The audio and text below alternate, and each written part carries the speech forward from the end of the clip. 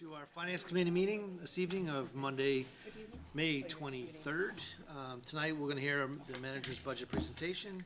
We're going to review some of the budget summaries located in the budget resolutions, and talk about the general fund revenue. That will be followed by a non-public session to discuss compensation adjustment and then adjournment. So with that, is there any questions before we start? Mr. Manager, the floor is yours. Thank you. Members of the council, the presentation that you'll see tonight is already on the city's website at concordnewhampshire.gov. If you go to either the budget page and look under the quick links, there's a you can connect there, or under the city manager's webpage, there's a hyperlink there. You can connect there, so everybody can follow this at home if they wish.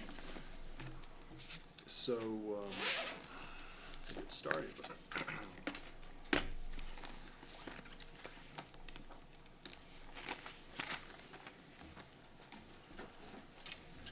So this is also in the budget and brief. This piece here, the idea here with this budget is actually it's a restart coming out of COVID in 2019. Many of these projects are projects 2020. Many of these are projects that you wanted to begin to undertake, and we really scaled back the budgets in 2019 and 2020 to keep down costs, keep down taxes, as the direction the city council took. So this is actually what I would consider a restart to the investments in the community that the council has talked about taking for quite some time. So as far as the fiscal management piece, you can see the city still maintains a AA+ Standard & Poor's bond rating. They cite a very strong institutional framework. The Certificate of Achievement for Excellence in Financial Reporting is the 26th year in a row. That's the longest running for any community in the state. And the Budget Preparation Award is really for transparency and making information available to the general public. That is the highest possible award you can receive in either the United States or Canada. And a lot of that hard work goes to the Office of Budget Management and the Fiscal Policy Advisory Committee. Looking at a quick overview, the fiscal year 23 budget includes a 4.8% tax rate increase, and of course this is just on the municipal side of the budget, not the entire tax rate, not the entire tax rate, just the municipal section of the tax rate.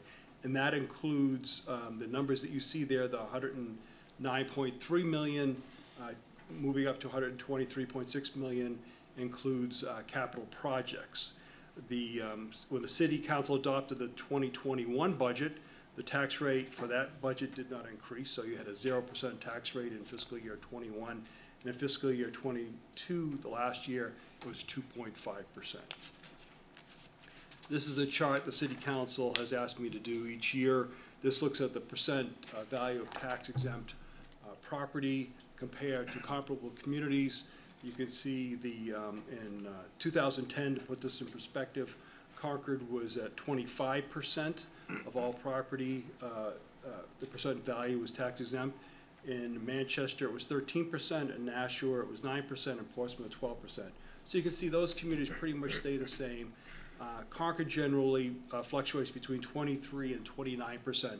I think those numbers are really understated in the sense that while we do put a lot of effort into make sure that tax-paying property is properly valued, non-tax-paying property, particularly think about government schools, there's no sense spending a lot of time putting values to those properties because there's no revenue coming out of that. So I think that those numbers are actually quite low, particularly Concord's number.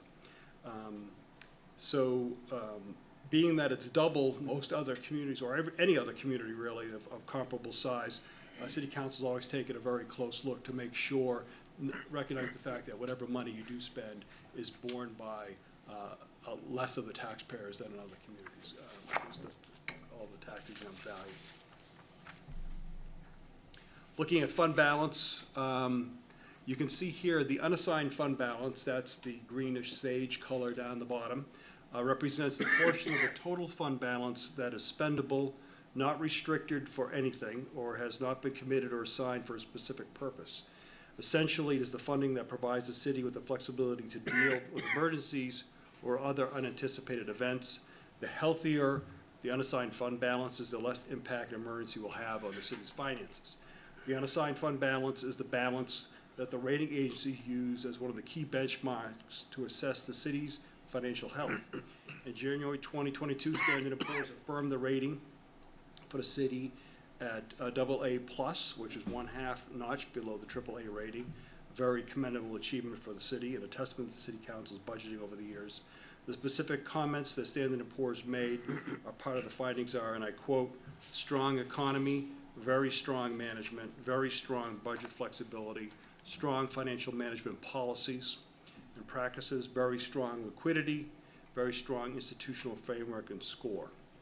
As we look at the assigned fund balance that's above, we are now at 18.2%, while the city's goal has remained at 18.5%. When the City Council adopted the fiscal year 22 budget which would be last June of 2021, $1,750,000 of unassigned fund balance was used to offset the tax rate during the pandemic. After the budget was passed, the legislature changed the formula for rooms and meals tax distribution to communities, and the city received an additional funds that were able to reduce the use of fund balance by $930,000, thereby reducing the original amount of $1,750,000 to $830,000. This $830,000 was transferred from unassigned fund balance to the assigned fund balance when the city audit was completed, and that resulted in the $12.1 million unassigned fund balance, or 18.2%, which is, you can see why the green line is down a little bit in 21 compared to 20. The total fund balance grew from $19.7 million to $20.7 million.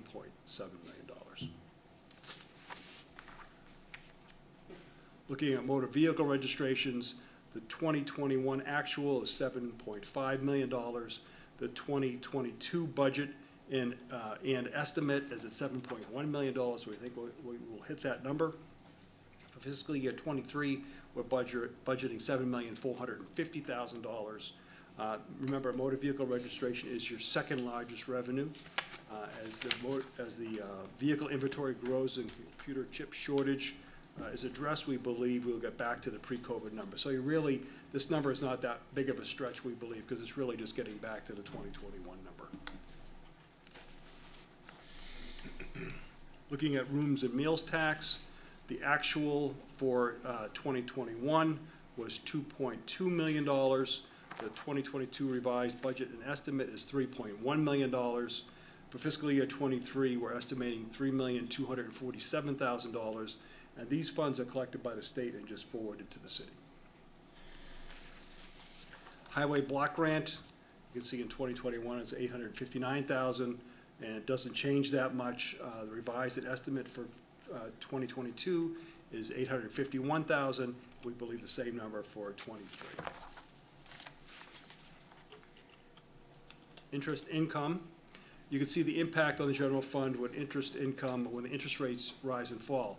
So to go back a little bit before to the left of the chart, which you can see, for 2019 we received $896,000 in interest income. In 2020, because of the economy and the recession, that went down to $613,000. When we adopted the fiscal year 2021 budget, it was originally at $390,000. It was revised down to $140,000. It actually came in at $60,000. So essentially, when there's no interest rates, there's very little interest income. But the 22 revised number that we ended up with was $45,000. We believe that will come in at $35,000. So you can see the big difference between $35,000 and $800,000. So given the increases in the interest rates that we're seeing and the ones we anticipate to keep coming, we believe we'll be back to, again, the pre-COVID numbers of slightly under what our number was in 19. So we're estimating $800,000 in interest income for this coming year. To put that in perspective, if you go back to the late 2000s, we were actually even double that. We were about $1.4 to $1.6 million. So looking at total budget overview, the fiscal year 23 general fund budget proposes a $4.8 million increase. The capital budget proposes an $8.4 million increase. Again, this is a large investment in capital infrastructure and improvements, and you'll see those when you look at the capital budget. Looking at property tax rates, you can see where those rates are for Concord and for Pennacook. To put this in perspective, you go back to 2010, the Concord School District was 53% of the taxes. So the tax bill that's received by the homeowner or the businesses, 53% of those funds go to the Concord School District in 2010. That is now up to 56%. The Merrimack Valley School District, it was, in 2010, it was 58%. That is now up to 61%. So the amount of dollars that go to the municipal side, the side that you're responsible for, has gone down considerably over those years. Looking at the tax rate impact, a 4.8% tax rate increase would mean $126 for a $300,000 home. We increased the value of the, used to use the $250,000 for a home, at the average home. We've increased that to $300,000 because of the increase in equity of homes throughout the community. So again, 4.8%, if you end up at that, so or anywhere in that range, it's $126 for a home. What do cities' taxes pay for? So if you look at the amount that is brought in through property taxes, in this case, it would be $46,700,000. And those, if you actually split those, you know, as far as the cost goes, fire would be 33% of those dollars, police 30%, general services 22%, debt service 15%, and everything else. So your property taxes pays for those really for services. Just note, this year compared to last year, fire is up 1%, debt service is down 1%. So last year, that would have read 32% fire and 16% debt service. Looking at the general fund, now just the general fund, not looking at capital or any of the other enterprise funds or special revenue funds, you're at about $74,477,000. You can see the way it's split up.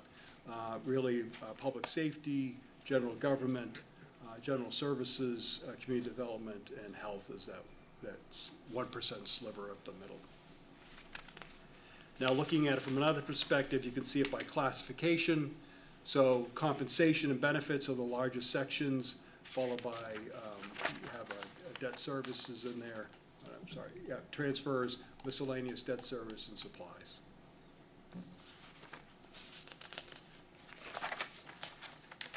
So making some comparisons for fiscal year 22 to fiscal year 23, just for your notes, and you have this in writing as part of the budget, a 1 cent increase in taxes generates $51,490. A 1% tax rate increase, so when you start looking at the numbers and try to get to the number that you want to get to, generates $463,400. So 1% will bring in $463,400 additional dollars. The city is under contract with all the unions. Those costs associated with future contracts are located in the compensation adjustment line under the general overhead section. The New Hampshire retirement system employer costs have increased by $484,000 or 7%. That brings that number, so keep that in perspective, from $7.2 million in retirement system costs to $7.6 million. Debt service is down by $147,000 due to the reduction in the total bond cost of projects by the City Council. So decisions that you have made in the past over the last few years have reduced the debt service costs you're seeing this year. We are proposing a reduction in the use of the unassigned fund balance in the amount of $1,375,000 in order to move towards a more balanced budget. So up until the last two budgets, you had balanced budgets for about a decade, which previous to that decade, you never had balanced budgets. We moved off of that because of the pandemic to keep the tax rate down. My recommendation is to move back towards a balanced budget. Couldn't quite get there this year. So we're currently proposing to achieve that balanced budget in 2024. Originally, we figured it would take about 4 years. I think we can do it in 2, but that's really up to you how you want to do it. As interest rates start to go up and rating agencies look harder at how communities are handling this, it's going to be more and more important to have a balanced budget than it has been for the last couple of years. Now, because so much we talked about capital, I want to go over a few items, several items actually, in fiscal year 23 budget. The addition of 1 new ambulance to the fleet is recommended. There are currently a total of 5 ambulances, 3 on the front line, 2 in reserve. Generally, we keep an ambulance 4 years on the front line and 4 years in reserve, so for a total of 8 years. So this adds additional 1 to the fleet. That's you can see at a cost of $300,000. Police cruisers are generally used in the marked fleet for 3 years, then transferred to the unmarked fleet for 2 years. So you see the same request for 4 new vehicles every year, and we just transition them through the system. The replacement of the fire ladder truck is recommended. We currently have 2, 1 front line and 1 reserve. The ladder will typically serve 8 years on the front line, 8 years in the reserve will be replaced. And yes, that is the going cost for a new ladder truck is $1.8 million. To give you an example, I think one of the last ones you bought, they were generally running under about $1,975,000 or so. But we've seen what they're going for now in the market. That's $1.8 million. So when you think about the reason your capital budget is up so much, I think it's up quite a bit. In the past, you used to spend about $5 million in general fund for capital budget. If you stayed at that number, $2 million would be eaten up by the fire department alone, and you would have virtually very little left for much of anything else to do. The transfer to highway reserve paving is increased by $111,000. So this is the paving management program that you've looked at doing. And you wanted to get to about 2.5% of the tax rate set aside specifically for paving. We're at 2, if you do this, we'll be at 2.25, so you'll have 1 more year to go. Bad news is I don't think 2.5% is going to cut it anymore. You can see by the condition of the roads, the cost of paving has gone up, so you're probably going to have to get to 3%, so you're going to have to keep going for a few more years if you want to get to the point where you have truly a 30-year cycle where you turn over the roads. Ideally, in this climate, you want to be at 25 years, but 30 is probably the best you're going to do anytime soon. The 2.5% wastewater increase is essentially driven by 2 factors. The PFAS regulations that are out there continue to keep disposal costs high, and the debt service costs increase provide necessary capital infrastructure improvements to the plants. Remember, you have 2 plants.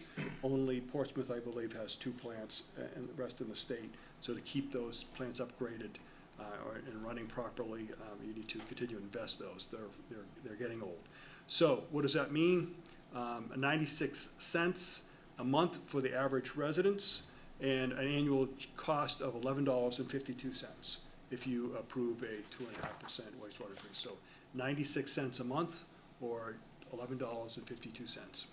For the water rate, were not increased in fiscal year 20. They were not increased in fiscal year 21. In fiscal year 22, there was a 3.5% increase. They continue invested in the plants and distribution system, or essentially keep the system in excellent condition. It is in excellent condition. You have the best, I think, clearly the best system in the state, but to keep it that way, you need to keep investing in it. This rate increase of 4.5% is recommended for this year. That is equivalent to $1.04 for the average resident. Annually, that's $12.48 for a home.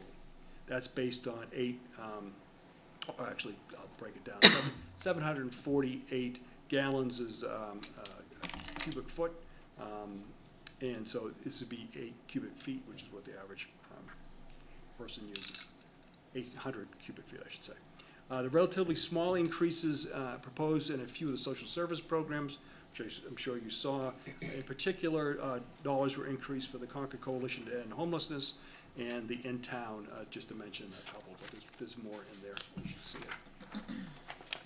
Looking at some notable items in the fiscal year 23 budget, the golf fund The Golf Fund, the Beaver Meadow Golf Course continues to improve its conditions and operations. The fiscal year 22 revenues remain strong. Seasonal pass revenues expected to come in 35% higher than budgeted. Daily fees 26% greater than budgeted. Cart rental rates 29% higher than budget. Membership signups and tee time utilization exceed all expectations. Due to the results, we're recommending increasing the transfer out to the general fund by $111,330. So the transfer out meaning money coming from the golf fund to the general fund. For the arena fund, that's to the right. As you recall, COVID previously caused a revenue reduction of $136,000 due to less ice and facility rentals. The governor's shutdown alone caused $36,000 loss.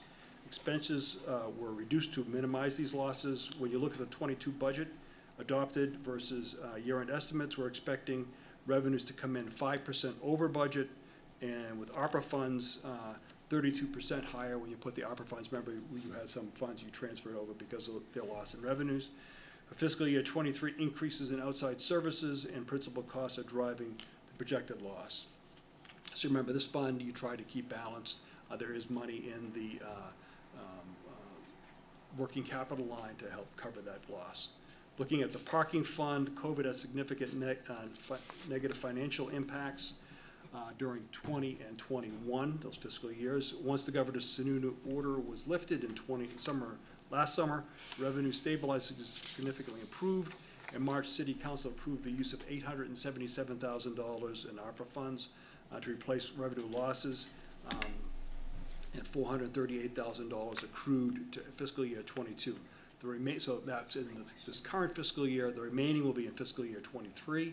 The parking fund is projected to generate approximately $658,000 in net operating income. And there are a series of capital projects, particularly in downtown Pennacook and Concord, proposed for fiscal year 23. For the airport, fuel sales are expected to come in 36% higher than budget. For fiscal year 22, the number of planes based at the airport has increased from 90 in 2021 to 95 this year. We're projecting 98 next year. That being said, revenues are not at the point where they'll fully cover the expenses this coming year. Again, there's sufficient capital, operating dollar at the capital, the line, fund line to cover these costs, but we'll look at that when we look at the individual pro formas for that. Looking at capital improvement projects themselves, recall since the last recession, City Council has decreased capital expenditures in order to achieve very low or no tax rate increases. For citywide parks and recreational facility improvements includes supplemental, that's the one on your left, top left, includes funding for the replacement of the roof, windows, and the replacement of existing lights with LED lights at the Green Street Community Center, so this building right behind you. That's supplemental funding. There wasn't, you budgeted money last year. There was not enough money last year to cover that, so we're asking for $49,250 more. Funding for the installation of LED lighting at Rolfe Park and Rollins Park, $15,000 each. An additional tractor that can be used at Beaver Meadow Golf Course, particularly manage the pond and the winter skating. That's also part of that cost. In addition, a placeholder has been set aside for resurfacing the track at Memorial Field if donations and grants are secured. So that's under that total of $668,000. Looking at the Canal Street Riverfront Park would be a new park set on 1.5 acres on Canal Street. It would include potential streetscape improvements to the Canal Street right-of-way associated with the proposed park. It would be coordinated with the planning and reconstruction of Canal Street. Funding would be secured through tax increment financing district, a potential land water conservation grant, parking general obligation bonds, and impact fees. And you can see the breakdown in your budget. In addition to the Tanner Street Riverfront Park would also receive a full renovation, including reconstruction of walkways, signage, and lighting, as well as potential for additional plantings. We'd ask you to look at these. We'd also be looking at making some improvements to the parking lot. Looking at community visioning charrette to establish this is down on the left, Kiwanis Park charrette, to establish a master plan for Kiwanis Park, the Everett Arena, the city-owned property between Terrell Park and Loudon Road. collectively referred to as the Merrimack River Recreation and Open Space Corridor. The goal of the process is to develop a comprehensive vision and strategy for these assets. The stakeholders would include, but not be limited to, the general public, the Recreation Parks Advisory Committee, the Arena Advisory Committee, the Conservation Commission, City Council, Concord Crew, Friends of the Skate Park, Friends of the Merrimack River Greenway Trail, as well as city staff and departments. The next project proposed is at Keach Park, the soccer pitch. And that would be create a mini soccer pitch at Keach Park to replace the tennis courts for $160,000. The downtown corridors and tree planting funds to replace the concrete sidewalk between the Oddfellows home and State Street to be coordinated with the traffic signal replacement in the Bank of New Hampshire stage utility location by others. That's $100,000. And also funds $5,000 to replace trees in the city right-of-way. Under cemetery improvements, you can see the $80,000. That's road improvements at Blossom Hill Cemetery to continue that multi-phase project, and $30,000 to do a facility needs assessment to evaluate existing buildings. If you've been out there, many of the buildings are, I'm going to say, probably depression era buildings, and really in need of a lot of work. So we want to get a handle on taking a look at those. Next is neighborhood paving program. I mentioned this briefly. For fiscal year 23, it's $2.7 million. So if you're looking for the specific roads for this year that you'd be voting on, you would look under a CIP number 78. That will list fiscal year 23 and fiscal year 24 roads that are proposed. Put this in perspective, fiscal year 21 paving program was $2.2 million. The fiscal year 22 paving program was $2.4 million. And this is recommended to be $2.7 million. Again, this is the annual increase in the amount of dollars going into making road improvements. These funds do not include any work for any bridges or anything else. That's in a completely separate category. Looking at other capital improvement projects, the parking meter replacement, the $420,000 you see there, that upgrades the 8 kiosk stations and replacement of 165 mechanical meters, and the purchase of 20 spare meters. That's all funded by the parking fund. State Street parking garage, this is the design and permitting, full reconstruction, that's the $1 million there. Anticipated in the next fiscal year, again, a parking fund project. Sewer plant improvements for the Hall Street plant, major expenses are a screw pump replacement at $2.4 million. And $400,000 for skater process replacement, that's supervisory control and data acquisition. This system collects, analyzes, and visualizes data for our equipment. For the Pennacook plant, we have concrete repairs and, again, skater improvements, and these are funded by the wastewater fund. So when you vote, if you vote to do the wastewater increases, that's how you would help pay for these types of projects. Same thing with the water plant. For the water plant, the primary project here is the replacement of the filter effluent valves. And you can see that one is the middle of the bottom, $470,000. And water meter replacement, so we do a phased replacement of meters and reading devices, and the replacement of 100 gate valves at the same time. So we're on a regular system of doing those for a number of years. Again, that is the water plant improvements. It's the water distribution plants. Sewer main and pump station, primarily sewer main lining, interceptor road maintenance, and design dollars for the Chanel Dry pump station. Also, there's a request for funds. This is a little unusual, so you want to take a look at this. For sewer collection system master plan to update focused on the Loudon Road, Manchester Street area, street sewer shed. Because if you think about all the development that has occurred out there, and you think about this, everything that's going to occur on Manchester Street and everything that could happen with the Steeplegate Mall, you think about the flows that came out of something like the Steeplegate Mall, very, very low when you're looking at a retail use. If you were to do, if a developer was to do any type of housing anywhere out in the Heights or anywhere along Manchester Street, you're going to dramatically increase the amount of flows that are coming out of those areas, and you're going to want to make sure that the pipes that we have in place are in good condition and sized properly. So we want to take a fresh look at that. Hasn't really been looked at since those pipes were put in back in the 80s. Next section, more capital improvement projects. Bridge and dam improvements, I mentioned they are part of the paving program. This is the Loudon Road Bridge improvement project that will come up to you after the budget and require separate public hearings and action as usual. And the reason you're not appropriating that as part of the budget is because there's a lot of state money that comes down from the federal government there. But you can see that'll be a major project. Also, you have general fund vehicle replacements, that's $1.2 million. So you can see as you start adding up these pieces, you very quickly would hit up against your previous $5 million target. The $1.2 million general service proposed to use to replace 9 pieces of equipment, from dump trucks to sidewalk tractors, to do, obviously keep the sidewalks plowed, to a trailer. The golf course improvements include irrigation system improvements, vegetative management, and equipment, and that's a mix of general fund and golf obligation bonds. New clubhouse design, that is down the middle and the bottom.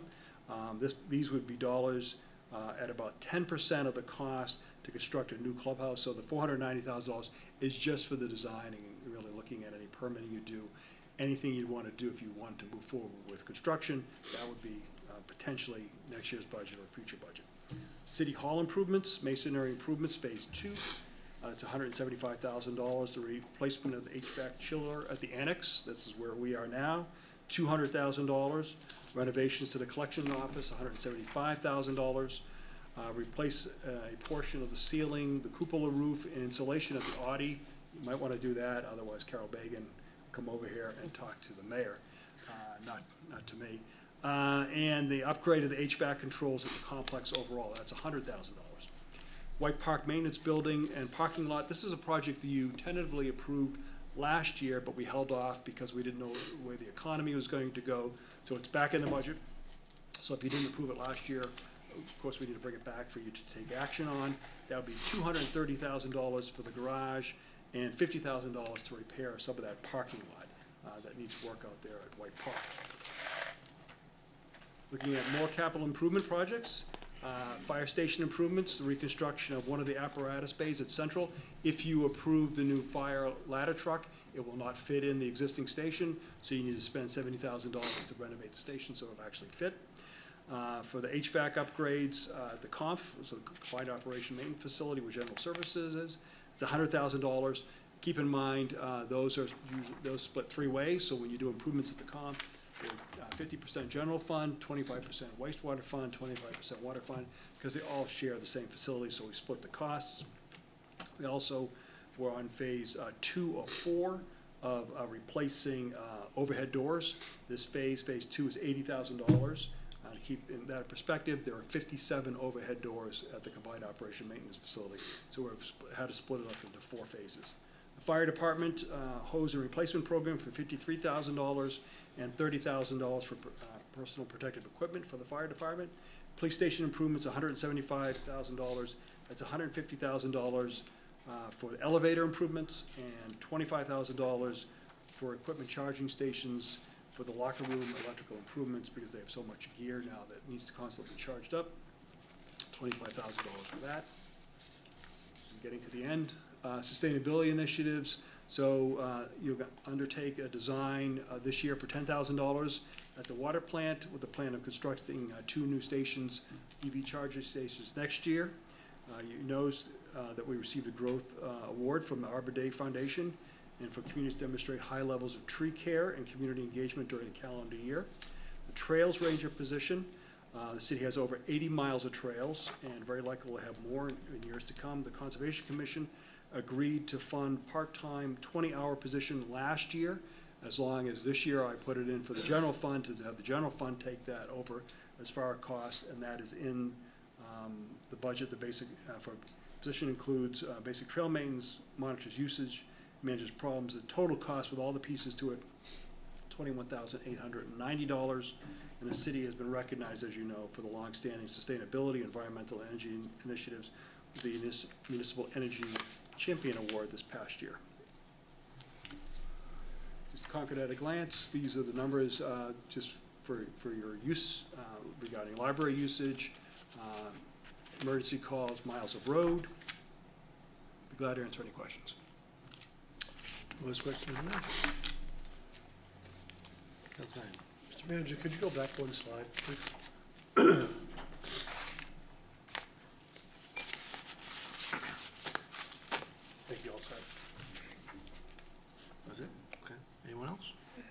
this is on the city's website, so it's there for you to go back and look at. Okay. Thank you very much, very comprehensive.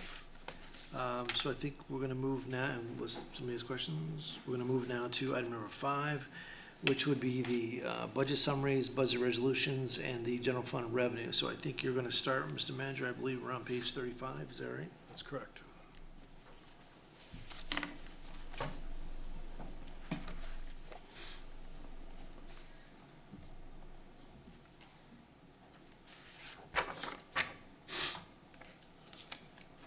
So the so public hearing structure recommendation is public hearings will be held at the end of each night's Finance Committee meeting, and will ensure the public has a chance to weigh in on these budget deliberations as we've done in the past.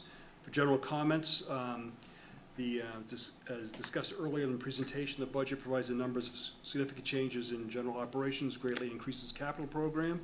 It's in line with the City Council's goals and objectives adopted earlier this year. And I'll review these items in more detail as we move through that. In section number 4, you'll see, you don't need to open this. Essentially, this attachment has the agenda items for the meeting schedule, the transmittal letter, the budget and brief, which I've already reviewed in my presentation. That's that whole section. So again, that's really more for your use. If you go to the next section, section 5, starting on page 35, pages 35 through, and if I'm going too fast, just stop me, because I get on a roll and I keep going. Page 35 through 40 are the revenue and expense summaries for each fund by function and then by classification. So if you look at the top, you'll see that. It'll say either by function for the first 2 and a classification for the next 2. As you can see on the bottom of page 36, again, this is all online so people can follow this at home. The last column, the total expense budget for all funds, including capital, is $123,578,476. This amount is $14.3 million more than fiscal year 22 adopted budget, and includes an $8 million increase in capital. I'll go over the budget changes by department and fund in more detail as I progress through the presentation in the next few weeks. The next, you want to start on page 41. And you'll see that's the organizational chart and staffing. Staffing on page 41 is the city's org chart. Has not changed significantly over the past several years. And that, again, that's the organizational chart. On page 42 and 50, through 50, I should say, that provides a city staffing summary for all the departments. These include a few notable staffing changes, and I'll go through those. And those are also listed if you want to go right to the, you can look at position by position, but if you go to page 49, you can see really the significant changes that have been made in the budget. So in legal, funding for an assistant city prosecutor position is added back after being reduced last year. The felonies first initiative did not pan out as expected, and the workload for the city prosecutor's office, and we'll see this when we get to the individual legal budget, continues to increase. This past year, we have supplemented the existing full-time staff with temporary position when available, but it's time to add back the full-time assistant city prosecutor. Looking at information technology, the addition of the network security engineer. This position was added by the City Council partway through this existing fiscal year 22, and funding was provided for the remainder of the year through fund balance. So for fiscal year 23, this position is fully funded for the entire year. So now we're actually we're not paying for it by surplus. Fund balance is left over. We're going to pay for it through the budget. The IT department has just brought that person on board, so good. That's great news. In police and parking, the addition of 2 parking officers and equipment technicians. So essentially, remember, we changed.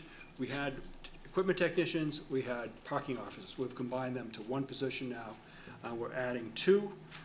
Last year, we're dealing with pandemic issues and struggling revenues, so those positions were put on hold. So while they were out there, we chose not to fill them. With revenues picking up, it's time to add these positions to properly manage the enforcement and maintenance activities. And again, I'll get into that when we get into the parking budget.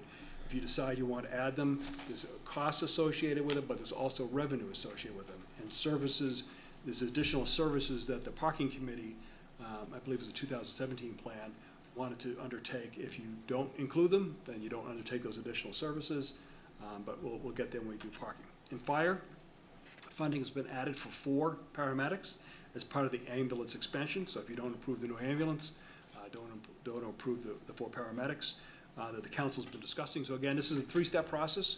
You did the improvements for the advanced EMT positions. You did the additional overtime dollars to enhance staffing. And now this is actually hiring for additional paramedics. So this will complete the idea of adding a new ambulance. This would add it for, and I should say, this would add it for 9 months. So the idea here, and again, we'll get into this more with fire, the idea here is by the time you approve this and then we go out and actually start hiring, we're already in the process of hiring paramedics now because we have a vacancy, but will we actually have everybody on board to be able to do this as soon as budget starts? Probably not. When I've talked to the fire chief in the past, I've directed him, if you can hire, assuming that you approve this, if you can hire the paramedics and the budget's approved, hire the paramedics, and I'll figure the rest out. In golf, the addition of an assistant golf pro and part-time fiscal tech 2 position. The assistant golf pro position was approved by the city council in March, and the fiscal tech position was approved in August. So again, we paid for those out of the funds. Now you're going to be paying for them again out of the funds, but you're going to be paying. You're going to actually budget for those instead of paying for them by surplus. So this is full year funding for fiscal year 23 for both of these positions. Overall, the budget provides for 9.5 additional full-time equivalents employees over the fiscal year 2022 budget. Next, on page 50, is a graph of all the full-time equivalent employees by fund. Under the graph is a chart and of all the temporary and seasonal employees by department as full-time equivalents of 34.2. So you put all their hours together, you'd end up with 34.2 total employees. The next and last table on page 50 shows the actual number of temporary employees under the fiscal year 23 column as 255. This is the number of temporary employees it takes to make up 34.2 full-time equivalents. So it's much more than the full-time, the part-time. You have all these temporary and seasonal employees, which dramatically increases the employee base during certain times of the year. Glad to answer any questions to this from the city council before I move on. Bill Sheplin. Thank you, Your Honor. Just a quick question on that page 50 chart and the numbers of temporary staff. The information that you have provided to us and that's provided to the public through these documents indicate that we've declined in the number of part-time employees that we have from 271 in fiscal 21 to 255 this year and 266 in the intervening year. What's the reason for that decline? The biggest reason really is the city clerk's office. A lot of it has to do with elections, and that changes on a periodic basis depending on what Janice needs. And a lot of those election numbers, they're very small. I mean, very, very small pay. A lot of those election numbers are driven by state law in terms of how many people you need to have at each polling location. Because we have 10, which is seems to be a lot more than most other communities, you have that many more employees. So they're really temporary.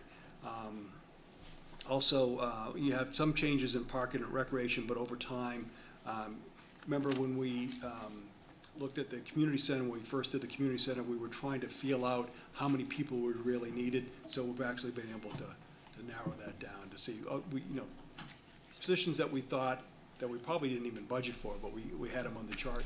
We just have eliminated if we don't need them anymore. Terrific, thank you. Thank you, Your Honor. Ms. Brown? Hi, City Manager. On page 22, I'm sorry, on page 42, you have a position, Economic Development Marketer, which I believe that position was formerly the ICMA, the fellow, Creighton Brubaker, who has since filled the Community Development Specialist position. So I just am wondering who is filling that Economic Development Marketer position? That's vacant. That's vacant? Vacant. Okay. Right. Is that what the ICMA fellow did satisfy before? Was that his role? That The revenues come from the Economic Development Reserve to pay for that. That position we had looked at, it was a one-year position. And we thought that it could be something that could actually become an economic development position. But because of the knowledge base that we need to do that and what was available in the field, we thought it'd be better to move to a different type of position. So what I'm going to do is bring to you, after the budget's done, if there's dollars, it's still in the budget, a position that would be more economic development related than that, which is really a focus more on the actual specific skill sets that you need for the economic development projects that I see coming up over the next 5 years or so. And we had, if you recall, we had an economic development director position, which is really a generalist position, and with that type of position, you couldn't get down to the specific things that we needed to have done. So we decided to change the position to a lower scale position, and that's what I'm going to be bringing to you. So, I'm sorry, may I ask a follow-up? So is this position, so this has been, this is budgeted already, this position has been It's budgeted? The revenues and the expenses are budgeted, but there's nobody in it. Okay, thank you. Anyone else? Okay. Budget resolutions? Okay, next you'll want to start on page 51.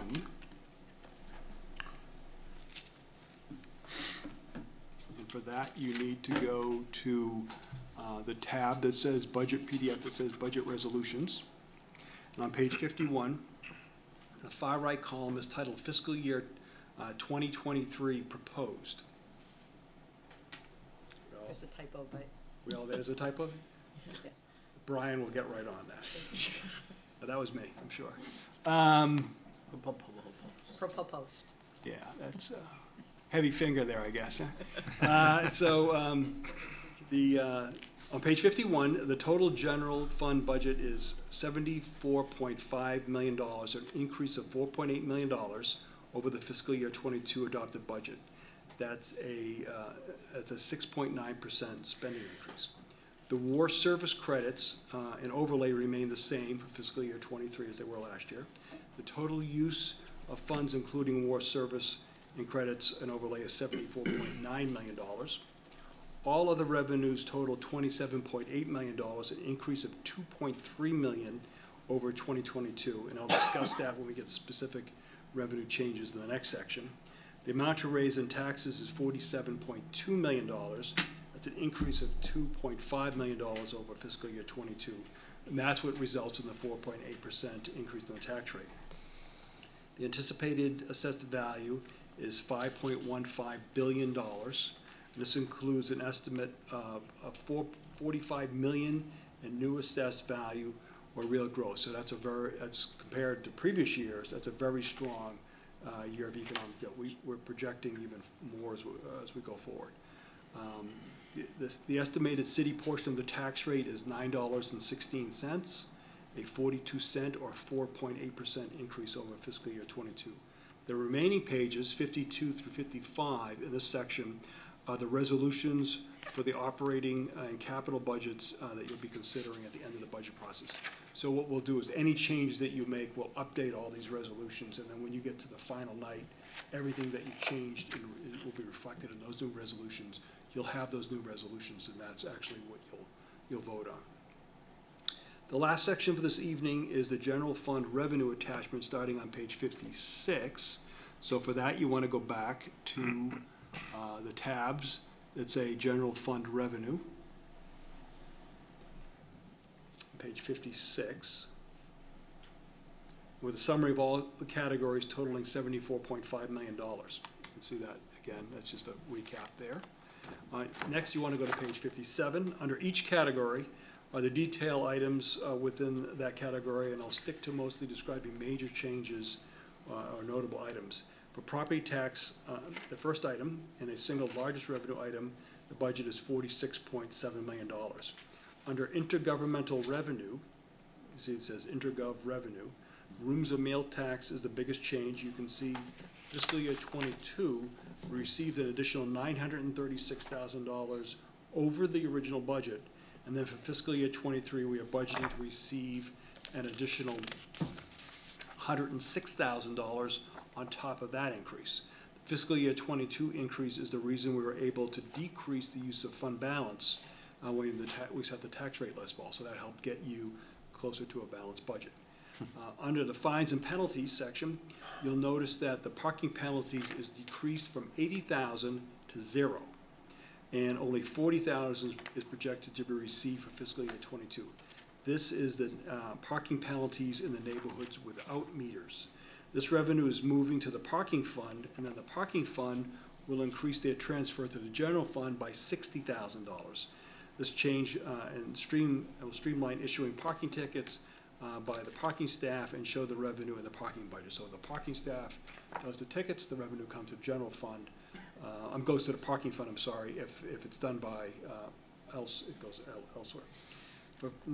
Next, on page 58, under licenses and permits, we're projecting building permits to increase by $42,000, and it's due to the increased building and renovations of the community that we see going on.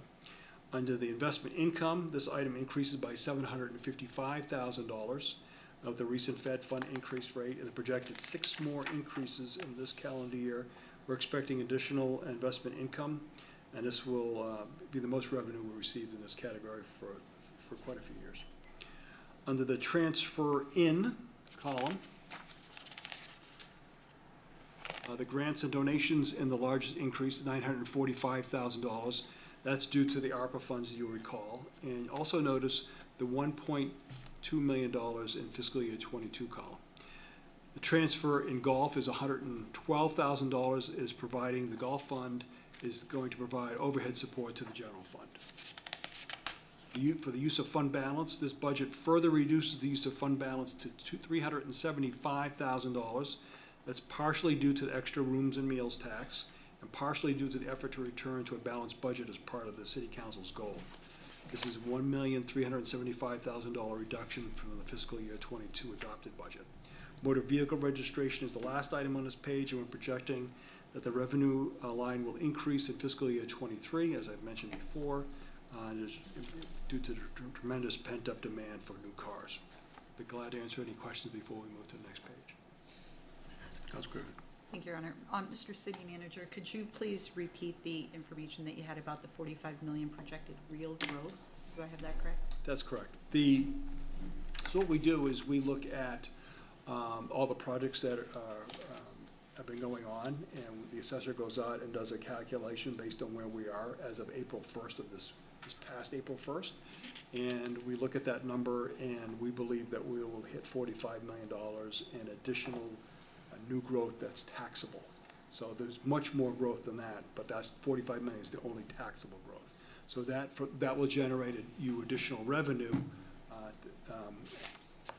So with the other, if you don't mind, Your Honor, with the other construction projects that we have going across the city, they would be reassessed on April 1st, and we could actually see a greater increase because we have a lot of projects in the fire. We have a lot of things underway, actually have a lot more underway, so, Right. but a lot of those will hit next year's. Exactly. So, so if you think of, so that's why, we keep this rolling, going forward. And that's why when you see, if you kind of look at it in advance, when you look at, say, the planning budget, you'll see review fees, you'll see permit fees. Well, review then permits generally follow review, and then, hopefully. And then you'll get the actual value that comes in on taxes. So you can kind of measure that going along. We talk to the developers, see what projects are underway, but we only really count on things that we're dead certain, really, that are going to happen, because you don't want to anticipate too much, have it come in too low, because this all, obviously, the numbers here get to be used by the school districts also, in terms of anticipating what their spending can be, so. Council Madsen. Thank you, Ronna. I wanted to ask a question relative to the investment income, which has risen quite a bit in your estimation, and I guess the question I have with that is how comfortable or conservative are you in that estimation, and what will the impact be if you don't hit that number? Sure. So I think it's conservative in terms of what we've seen in the past. You got to remember, in the past, when we were receiving 800,000, $1.4 million, $1.8 million, your reserves were not as high as they are now. So we have strong reserves, again, back to Standard & Poor's rating. So you have the dollars in there to achieve that. So the question will be, how quickly will the interest income, will the interest rates rise? So what we'll do is we'll keep an eye on that. And if I see that they're not coming in as fast as they need to come in to hit that number, then what I'll do is I'll come back to you. But you've given me the authority to put the brakes on spending to make sure you don't overspend those numbers. But given the surplus numbers that you've been able to generate through your budgets over the past several years, I'm comfortable with that number being there. And if I'm comfortable, Brian's generally much more conservative than I am, and I'm conservative, so. Brian, you comfortable? I am. Yeah. Just want to know.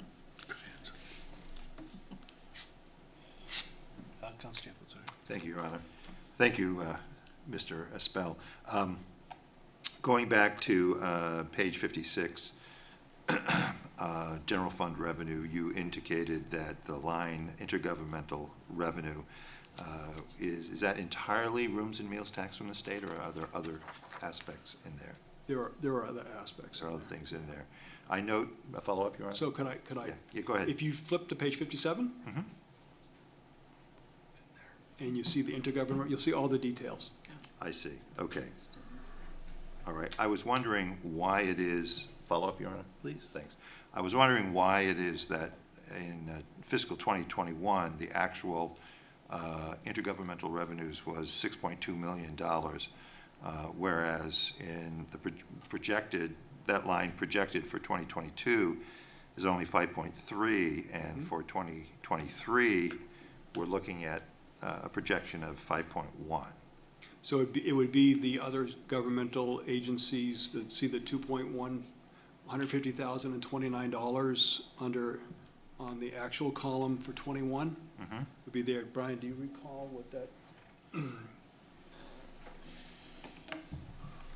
number is?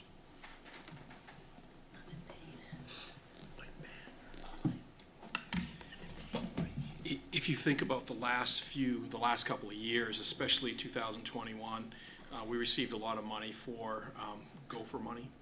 We received a lot of money from the federal government for FEMA reimbursements, things like that, that really inflated the dollars that we got in fiscal year 21. So they weren't dollars that we budgeted for, they were dollars that came in because of what we were going through. As we get into 22, we didn't budget for them again, but we also received a little bit more in some of those categories, not as much as 21. When we get to 23, we're not budgeting for them, but those dollars really are down when you compare them to the actuals received. If you compare them to the budgets for 21, they're a lot more in line, except the rooms and meals tax is higher. Excellent, thank you. Thanks for that explanation. Anyone else? So I'm just going to use round numbers, okay? But I just want to paint a picture, because I think sometimes when you talk to folks in the community, the assumption is that the operating budget's increasing by going to 74.9 million. Is that about right? Or you hear the operating and capital budget over $100 million now. So the assumption oftentimes is that the property taxes are paying for that whole budget, correct? Correct. But the property taxes are only coming in at about 46.6 million. Is that fair? And when you add up, and these are just quick little numbers, police, fire, and general services, those three departments alone are about $42 million. Does that sound about right? All right.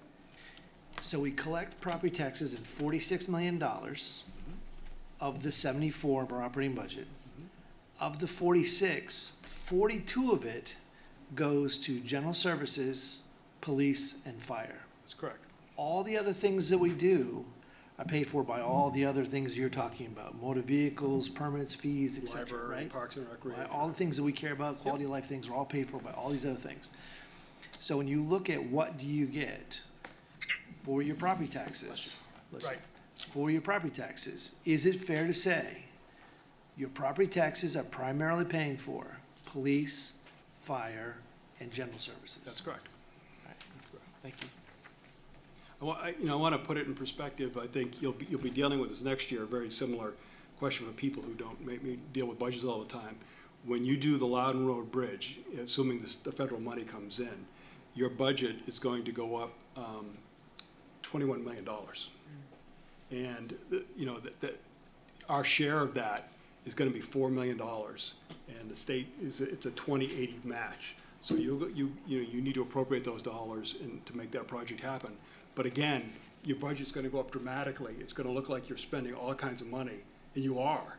But in reality, vast majority of that big increase is going to come from federal money that comes down to the state and that you use. But you need to budget for it to actually make that project happen. Again, when you look at your capital budget, you've got that $4 million project just for one bridge in the entire city. And if you were to only spend $5 million, that and maybe maybe an ambulance, or maybe a couple of ambulances and a few police cars, and then you'd be done. That'd be it. There'd be no pools, there'd be no parks for replacement or anything else. So things are changing, but fortunately, you've been very fortunate, very active in getting a lot of state and federal money to help pay for these. But still, that increases your budget because you have to appropriate those dollars. Thank you, Your Honor. Mr. Manager, I guess also as a way of additional clarification, I'm stating, and I guess looking for your confirmation for the public, that the capital projects that we approve in this budget cycle will impact next year's bonded debt. That's correct. So what you'll do is, for these, when you look at your capital budget, if you're looking at that, you're looking at trying to achieve savings, there is a very small amount that is actually cash, capital transfer. Actually, that's been increased. It's usually about $250,000. I think it's up to maybe $500,000. Most everything else is bonded. So you don't start making those principal and interest payments until your fiscal year 24 budget. So that's why I was mentioning at the beginning of this year, your debt service payments, principal interest payments, went down this year. They went down last year because you really constricted your capital projects because you didn't know what was going to happen with the COVID recession. Now that we've moved beyond that, you can only hold off those projects for so long, or decide not to do those. Decide not to improve those parks or make those, improve those swimming pools, whatever you want to do, or replace the ambulances or fire trucks. But we've held off on those things. So that's why I think you're seeing those numbers down, going up, because we're finally trying to catch up a little bit. Not too, maybe too fast in some people's minds, but I think these are the things that you need to do to protect the public safety and make the investments in the quality of life in the community. Paul Pirro. Mr. Manager, relative to the bonded debt, what is our payback schedule on bonded debt? Is it for the active life of the equipment that we're purchasing, or does it also include the reserve years? For example, we talk about purchasing a new tower truck this year, which we begin paying on next year. I believe you said the active lifespan of that vehicle is 8 years, and it goes in reserves for 8 years. So it'll be 16 years. So we bond that over 16 years, not 8 years? I'll ask Mr. LeBrun to come up.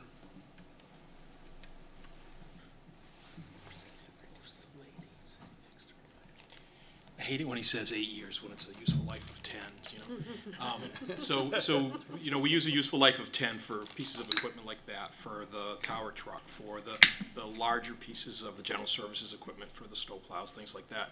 They tend to last a lot longer, but we use 10 years, and that's what we bond those for. So we don't bond them for 15 or 20 years, we bond them for 10. So that, we have about 80%, I think it's 78% of our bonded debt is paid off within 10 years. That number increases a little bit every time that we do a little bit larger project. So, we could have probably 80%, in the next few years because of the types of projects that we're doing. But typically 80% of our debt is paid off within 10 years. Thank you very much. Anyone else? Okay. Keep going? Sure.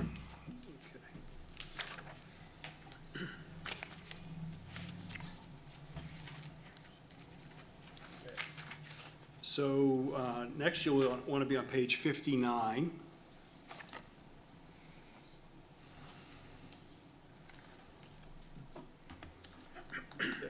These are department service charges. So For ambulance charges, 3/4 of the way down the page, if you can find that.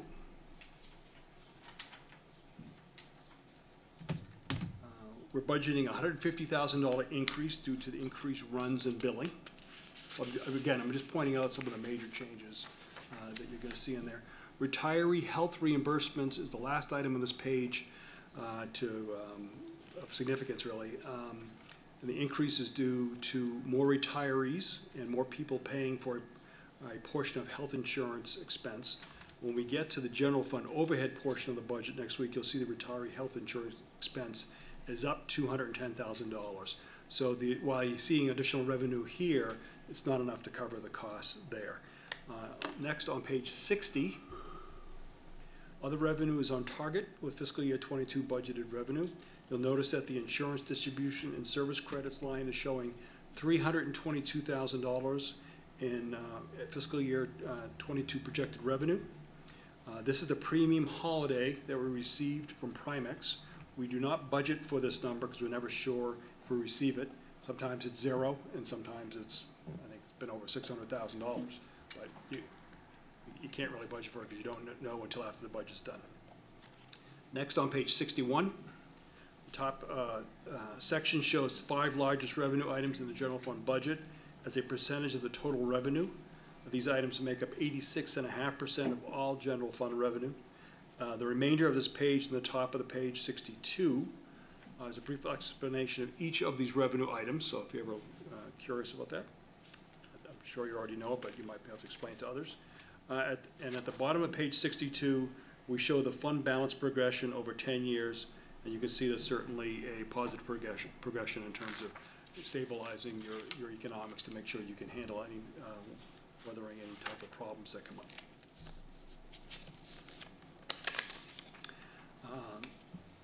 This signifies the city's financial strength and is one of the key elements the rating agencies look at providing us with their bonding rating. You'll notice that in 2021, the unassigned fund balance is reduced by $459,000. This is a result of moving $820,000 to assigned fund balance due to the budgetary use of fund balance in the fiscal year 22 budget. The unassigned fund balance of $12.1 million represents the 18.2%. This is where you see the numbers that I showed you in the chart. At 18.2% of expenses, it is slightly short of the City Council's goal of 18.5%.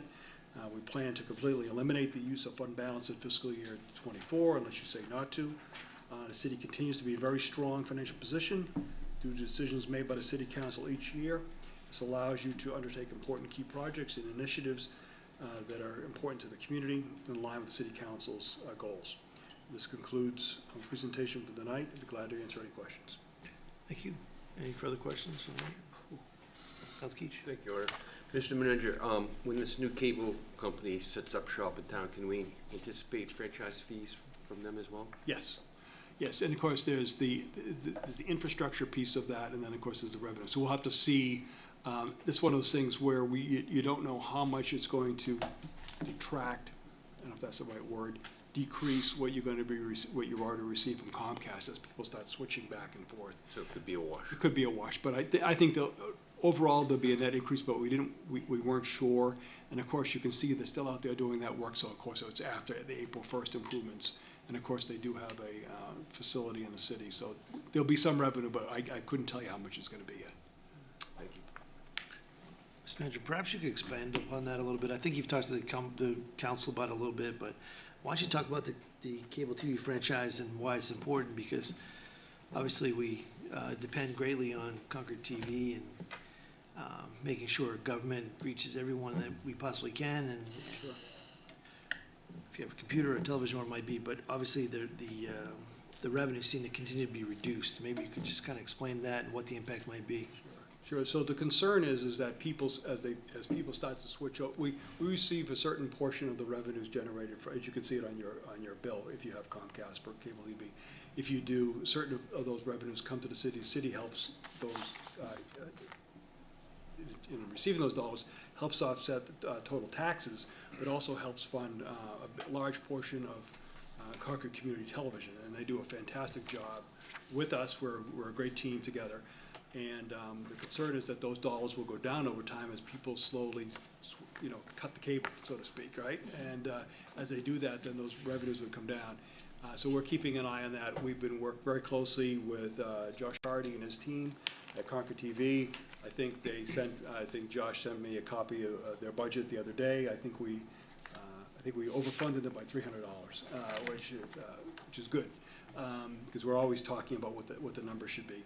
But so as that progresses over time, we're gonna have to keep a close eye on that, because we want to make sure that they have the capital to do the wiring, the cameras, everything that you see here, which is not only just used by city council, but the planning board, the zoning board of adjustment, and reach out and be able to get this information out to the community. So, and also, obviously, they broadcast that on the, cable cast that on the YouTube channel at the same time. So that's something we look at each and every year, and again, great people to work with.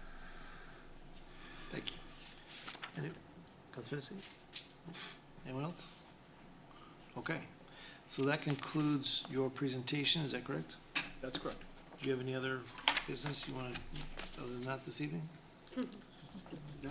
Okay, all right. So at this time, we'll open up a public hearing, and anyone who wishes to testify on the items of budget summaries, general fund revenue, budget resolutions, love to hear your thoughts. Anybody wishing to testify?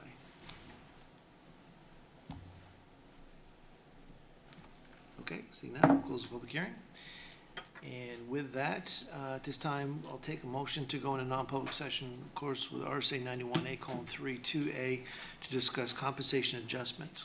So moved.